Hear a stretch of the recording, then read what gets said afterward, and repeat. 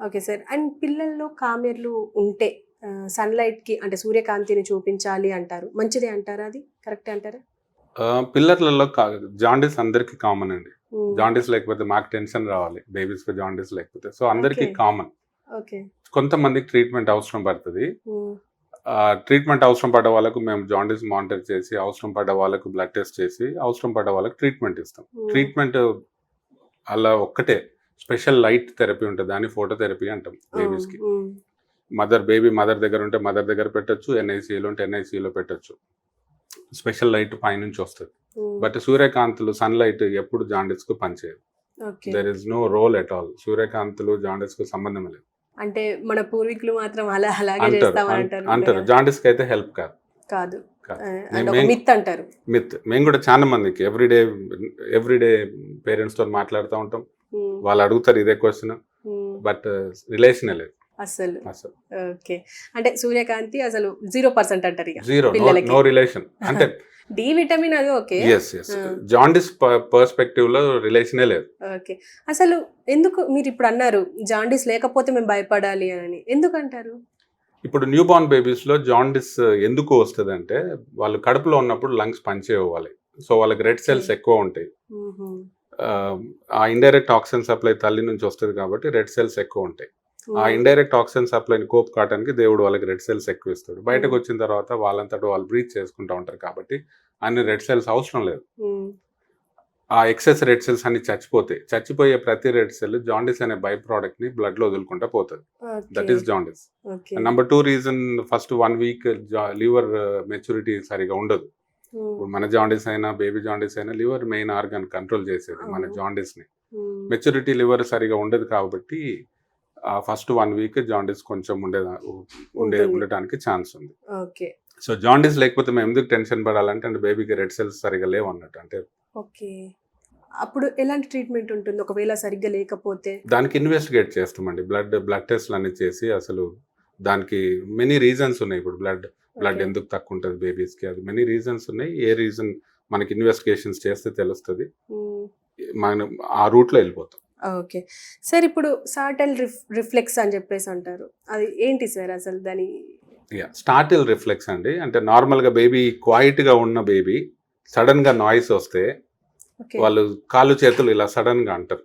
హ్మ్. అంటే కదులుతారు సడెన్‌గా. టక్కున భయపడ్డట్టు అంటారు. ఆ! That is startle reflex. Okay. సడెన్‌గా నాయిస్ వచ్చినా అంటారు. హ్మ్. వాళ్ళు క్వైట్‌గా ఉన్నప్పుడు. వాళ్ళు క్వైట్‌గా ఉన్నప్పుడు మనం సడెన్‌గా బేబీస్‌ని మూవ్ చేసినా వాళ్ళు కాళ్ళు, చేతులు అలా ఉలిక్కి సడెన్‌గా పడ్డట్టు. ఉలిక్కి పడ్డట్టు ఫ్యూ సెకండ్స్ అంటారు. That is okay. Called startle reflex. అది ఓకే. నథింగ్ మెడికల్ ప్రాబ్లమ్ కాదు. అది నార్మల్. ఓకే. అంటే ఇప్పుడు న్యూ బోర్న్ బేబీస్‌కి మీరు చెప్పినట్టుగా ఆహ్, అవి కామెర్లు అవి యెస్. ఉంటాయన్నారు. యెస్. ఇంకా ఎలాంటియైనా ఇంకా డిఫికల్టీస్ ఏమైనా ఉన్న బేబీస్ ఏమైనా ఉండేనా? యెస్. మీ కేసెస్‌లో? ఇప్పుడు ప్రాబ్లమ్ బేబీస్ ఉంటారు. హ్మ్. నిజమైన ప్రాబ్లమ్ ఉన్న బేబీస్ ఉంటారు. వాళ్ళకి ఎన్ఐసీయూ ట్రీట్మెంట్ ఇస్తాం. ఎన్ఐసీయూలో పెట్టి హ్మ్. ట్రీట్మెంట్ ఇస్తాం. కొంతమంది ప్రాబ్లమ్స్ ఉన్న మదర్ దగ్గరుండి మనం ట్రీట్మెంట్ ఇవ్వచ్చు. ఓకే. లైక్ బ్రీతింగ్ ప్రాబ్లమ్స్ ఉంటే డెఫినిట్‌గా ఎన్ఐసీయూలో పెట్టాలి. మైల్డ్ ఇన్ఫెక్షన్ ఉంటే మదర్ దగ్గరుండి యాంటీబయాటిక్స్ ఇవ్వచ్చు. ఓకే. జాండీస్ ఉంటే మదర్ దగ్గరుండి యాంటీబయాటిక్ ఇయ్యొచ్చు. హ్మ్. జాండీస్ ఉంటే మదర్ దగ్గరుండి ట్రీట్మెంట్ ఇవ్వచ్చు. ఓకే. కొన్ని ప్రాబ్లమ్స్ మనకు ప్రాబ్లమ్‌లాగా కనపడితే గాని దానికి ట్రీట్మెంట్ అవసరం లేదు. ఫర్ హ్మ్. ఎగ్జాంపుల్ ఈ న్యూ బార్న్ ర్యాష్ అంటాము. ఎర్ర చుక్కలు, రెడ్ స్పాట్స్ బాడీ మీద వస్తాయి. Right. 3-5 days of new born హ్మ్. బేబీకి. దానంతట అదే పోతది. దానికి ట్రీట్మెంట్ అవసరం లేదు. చూడటానికి భయంకరంగా కనపడుతది ఒక్కోసారి.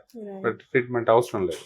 హ్మ్. కొంతమందికి వైట్ చుక్కలు ఫోర్‌హెడ్ మీద వస్తాయి బేబీస్‌కి. అది నార్మల్. ఫస్ట్ 1 మంత్ స్కిన్ హ్మ్. మెచ్యూర్ అయిన కొద్దీ అది ఆ వైట్ స్పాట్స్ పోతాయి. హ్మ్. కొంతమందికి రెడ్ స్పాట్స్ కళ్ళల్లో వస్తాయి. డెలివరీ టైమ్‌లో ఒక్కోసారి బ్లీడింగ్ ఈ వైట్ పార్ట్ ఆఫ్ ద ఐలో బ్లీడ్ రావచ్చు. ఓకే. అది కూడా పోతది. హ్మ్. అండ్ కొంతమంది గర్ల్ బేబీస్‌కి ఎస్పెషల్లీ వెజైనా నుంచి బ్లడ్ రావచ్చు. ఓకే. అది నార్మల్ అది. మదర్ నుంచి హార్మోన్స్ సడెన్‌గా విత్‌డ్రా అయితాయి కాబట్టి బ్లీడింగ్ రావచ్చు. అది హుహు. అగైన్ 3-5 డేస్‌లో సెటిల్ అయితది. సెటిల్ గర్ల్ అయిపోయింది. బేబీస్ తీసుకుంటే వెజైనా నుంచి గ్రే డిశ్చార్జ్ రావచ్చు. అది నార్మల్. న్యూ బోర్న్ బేబీకి. యెస్. ఓకే. అది కూడా ఫ్యూ డేస్‌లో సెట్ అయిపోద్ది. ఇవన్నీ మదర్ హార్మోన్స్ సడెన్‌గా కట్ అయిపోతాయి కాబట్టి ఈ ఓకే. బ్లీడింగ్ కానీ, మ్యూకస్ డిశ్చార్జ్ కానీ గర్ల్ బేబీస్‌కొస్తాయి. అంటే అది నార్మలే అంటారు. నార్మల్ అది. ఓకే. నార్మల్ అది. కానీ అంటే తెలవని వాళ్ళు భయపడిపోతారు. అయ్యో! ఇప్పుడే ఇలా అయితుందేంటి కరెక్ట్. అనేసి. అది నార్మల్. అప్పుడప్పుడు పేరెంట్స్ తీసుకొనొస్తారు. బేబీకి బ్లీడింగ్ వస్తుందని. అది హ్మ్. నార్మల్ అది. వాళ్ళకి రీఅష్యూర్ చేసి, ఎగ్జామిన్ చేసి అంత బాగుంటే రీఅష్యూర్ చేసి పంపుతాం. ఓకే. సార్ ఇప్పుడు నియోటల్ నిమోనియా అంటున్నారు. అంటే నాకు ఒక ఫ్రెండ్ పంపించింది. నియోటల్ నిమోనియా అంటే ఏంటి? నియోనేటల్ న్యూమోనియా, అదర్వైజ్ మేము కంజెనిటల్ న్యూమోనియా అంటాం. ఓకే. నియోనేటల్ అంటే ఇంతకుముందు చెప్పినట్టు బేబీస్ ఫస్ట్ 28 days ఆఫ్ లైఫ్ని నియోనేటల్ బేబీస్ అంటాం మేము. సో వాళ్ళ దాంట్లో న్యూమోనియా వస్తే నియోనేటల్ న్యూమోనియా. జనరల్గా పుట్టినప్పుడు కొంతమంది బేబీస్కి చూస్తాం ఓకే. న్యూమోనియాతో పుడతారు వాళ్ళు. అంటే న్యూమోనియా పుట్టంగానే న్యూమోనియా అని తెలియదు, ఇన్వెస్టిగేట్ చేస్తే న్యూమోనియా ఉంది అని తెలుస్తుంది. ఓకే. పుట్టంగానే వాళ్ళు బ్రీతింగ్ ప్రాబ్లమ్స్తో పుడతారు. ఎందుకు కొంతమందికి న్యూమోనియా వస్తుంది? ఇప్పుడు ఉమ్ము నీరు అంటాం కదా, ఉమ్ము నీరు లీక్ అవ్వడం స్టార్ట్ అయిన తర్వాత the gap more, we call it as prolong rupture of membranes. అంటే ఉమ్ము నీరుకి డెలివరీకి టైం గ్యాప్ ఎక్కువ ఉంటే, ఉమ్ము నీరు పోవడానికి డెలివరీకి గ్యాప్ ఎక్కువ ఉంటే బేబీకి ఇన్ఫెక్షన్ అయ్యే ఛాన్స్ ఉంటుంది. ఆర్ మదర్కు ఫీవర్ వస్తే బేబీకి ఇన్ఫెక్షన్ వచ్చే ఛాన్స్ ఉంటుంది. మదర్కు ఫీవర్ అంటే మదర్కి ఇన్ఫెక్షన్ ఉన్నట్టే కదా ఎక్కడో అక్కడ, సో బేబీకి వచ్చే ఛాన్స్ ఉంటుంది. ఆర్ ప్లాసెంటా ఇన్ఫెక్షన్, కోరియోఅమ్నైటిస్ అంటాము, అది ఉంటే బేబీకి న్యూమోనియా వచ్చే ఛాన్స్ ఉంటుంది. సో బేబీకి ఒకవేళ న్యూమోనియా కడుపులో ఉన్నప్పుడు సోకితే బయటకు వచ్చిన తర్వాత వాళ్ళకి బ్రీతింగ్ ప్రాబ్లం ఉంటుంది, ఆక్సిజన్ అవసరం పడుతుంది. వాళ్ళకి ఎన్ఐసి తీసుకుపోయి ఆక్సిజన్ అవసరం పడ్డ వాళ్ళకి ఆక్సిజన్, లేకపోతే కొంతమందికి సిప్యాప్ అవసరం పడుతుంది, కొంతమందికి వెంటిలేటర్ అవసరం పడుతుంది. దెన్ యాంటీబయాటిక్స్ ఇస్తాం. ఓన్లీ కంజెనిటల్ న్యూమోనియా అయితే మనకి 2 to 3 days వాళ్ళు రికవర్ అవుతారు. దెన్ సపోర్ట్ అని, బ్రీతింగ్ సపోర్ట్ అని వీన్ ఆఫ్ చేసి తీసేస్తాం లాస్ట్కి. అంటే క్యూర్ అవుతుంది. ఎస్ క్యూర్ అవుతుంది. ఇప్పుడు యాజ్ వి స్పీక్ ఇప్పుడు యూనిట్లో మా మెడికవర్ ఈ ఎన్ఐసియులో ఒక బేబీ న్యూమోనియాతో ఉన్నాడు, గెటింగ్ బెటర్. ఓకే. అంటే న్యూ బోర్న్ బేబీస్ కి ఏ రిస్క్ ఉన్నా దాన్ని క్లియర్ చేయొచ్చు అంటారు. Majority of the times yes. ఇప్పుడు నేను మీకు ఇంతకుముందు చెప్పాను మాది level 4 యూనిట్ అని. అంటే మేము new born babies heart surgeries కూడా ఈ బిల్డింగ్ లో చేస్తాం. మాకంత సర్జన్, కార్డియాక్ సర్జన్ ఉన్నారు, కార్డియాలజిస్ట్ ఉన్నారు, పీడియాట్రిక్ సర్జన్ ఉన్నారు, అండ్ మా NICU team total 15 doctors, nurses, మాకు మంచి సపోర్ట్ ఉంది. అండ్ ఇన్ఫ్రాస్ట్రక్చర్ కూడా అలాగనే ఉంది. సో ఏది వచ్చినా మేము మేనేజ్ చేస్తాం. కానీ అందరికీ 100% సర్వైవల్ రేటు అలా చెప్పడం కష్టము, ఎస్పెషలీ ప్రీటర్మ్ బేబీస్. మాకు ఇప్పుడు మా యూనిట్లో ఇక్కడ 24 weeks నుంచి మేము చూసుకుంటాం. అంటే నార్మల్ ప్రెగ్నెన్సీ 40 weeks అని చెప్పాను కదా, 24 weeks అంటే 16 weeks ఎర్లీ పుట్టిన బేబీస్, అంటే 4 నెలలు అర్లీగా పుట్టిన బేబీస్ నుంచి మేము చూసుకుంటాం. వాళ్ళ బర్త్ వెయిట్ మీకు ఇంతకుముందే చెప్పినట్టు 3 is average. 24 weeksది 500 grams birth weight ఉంటుంది. సో అటువంటి బేబీస్ని చూసుకునే ఇన్ఫ్రాస్ట్రక్చర్, టీము మాకు ఇక్కడ ఉంది మెడికవర్ హాస్పిటల్లో. ఓకే. అంత తక్కువ వెయిట్ తో అంటే ఎలా సర్వైవల్ అవుతారు ఆ చిన్న బేబీస్? ఎస్, 24 weeks పుట్టిన వాళ్ళు వాళ్ళ సర్వైవల్ రేటు 60% అండి. అంటే 100 మంది అలా మేము చూస్తే 40 మందిని సేవ్ చేయలేము, 50 to 60% బతుకుతారు. దాంట్లో కొంతమందికి లాంగ్ టర్మ్ ప్రాబ్లమ్స్ ఉంటాయి. కానీ టచ్ వుడ్ ఇక్కడ మా హాస్పిటల్లో ఫస్ట్ బేబీ ఇప్పుడు 3.5 years old, 24 weeker 500 gram baby. She is completely almost normal now. She is going to school. Okay. అలా చాలా మంది ఇంటికి పోయారు. 600 grams 700 gram babies, they are fine. అంటే ఇప్పుడు ప్రీమెచ్యూర్ బేబీస్ కి అంటే ఫ్యూచర్ లో కానీ అంటే మొత్తానికి లైఫ్ లాంగ్ ఏమైనా కాంప్లికేషన్స్ ఉంటాయంటారా, లేకపోతే తగ్గిపోయేవే ఉంటాయంటారా? కొంతమందికి లైఫ్ లాంగ్ కాంప్లికేషన్స్ ఉంటాయి. ఇప్పుడు వాళ్ళు తక్కువ జెస్టేషన్ 24 weeks, 25 weeks, 26 weeks తక్కువ జెస్టేషన్లో పుట్టిన వాళ్ళకి ఎక్కువ ప్రాబ్లమ్స్ వచ్చే ఛాన్స్ ఉంటుంది. రఫ్గా చూసుకుంటే మనము ఇప్పుడు 100 మంది అటువంటి వాళ్ళు సర్వైవ్ అయితే 20 to 30% బేబీస్కి ప్రాబ్లం ఉండొచ్చు 24, 25, 26 weeksలో. 20 to 30% ప్రాబ్లమ్స్ ఎటువంటివి ఉండొచ్చు? కొంతమంది కాల్చర్ సరిగా పనిచేయకపోవచ్చు, కొంతమందికి విజన్ ప్రాబ్లం ఉండొచ్చు, కొంతమందికి హియరింగ్ ప్రాబ్లం ఉండొచ్చు, కొంతమందికి వాళ్ళు సరిగా మాట్లాడకపోవచ్చు, delay in walking. So delayed milestones అంటాం వాళ్ళని. సో 20 to 30% ఉంటుంది. లక్కీగా మేము డీల్ చేసిన బేబీస్ ఈ 5 yearsలో ఇన్ మై మెడికవర్ జర్నీ ఇప్పటి వరకు ఎవరికి ఏం కాంప్లికేషన్ రాలేదు.